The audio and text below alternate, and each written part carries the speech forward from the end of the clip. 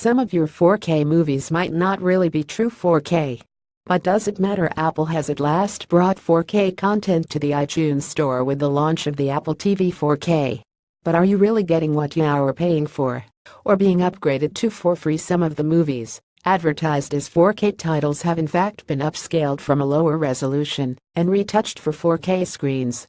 As noted by Ruari Robinson on Twitter, wonder how many Apple TV 4K movies were actually mastered at 2K, then blown up. Ruari Robinson at Ruari Robinson, September 27, 2017. Here is an incomplete list of 4K movies available on iTunes that have been upscaled to 4K from a lower native resolution: Spider-Man: Homecoming, Mad Max Fury Road, Deadpool, Baby Driver, John Wick Chapter 2, Wonder Woman, Logan, Creed, Kingsman, The Secret Service, T2, Trainspotting, La La Land, Arrival, Kong Skull Island, The Lego Batman Movie, Fantastic Beasts, and Where to Find Them, Moonlight, Star Trek Beyond. So you are probably asking yourself, why aren't these movies in true 4K? The answer really depends on the movie.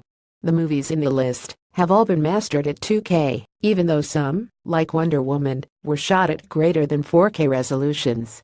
For one reason or another, likely cost, studios have elected to go with upscaling rather than true 4K, whether it's for streaming from iTunes or 4K UHD Blu-rays.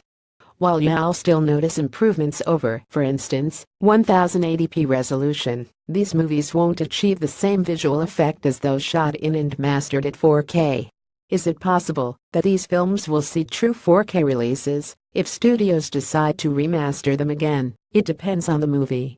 As noted above, Wonder Woman was shot at resolutions exceeding 4K, 35mm and 6K, so it's conceivable that someday, yes, it and some other films like it could see true 4K remasters. However, many more of these upscaled titles, like Spider-Man: Homecoming and John Wick, were shot at resolutions below 4K, often 2.8K or 3.4K. You can't offer movies like that in 4K without upscaling. But the real question is this: does it matter? After all of these films are shot, mastered, and shown in resolutions higher than standard 1080p HD, and most if not all support HDR, either through HDR10 or Dolby Vision.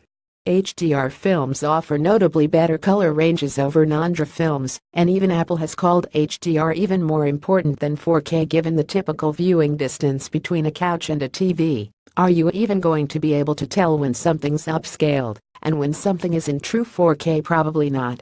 The fact is that we're still in a transition period from HD to 4K, and some compromises in offering viewers higher resolutions were inevitable.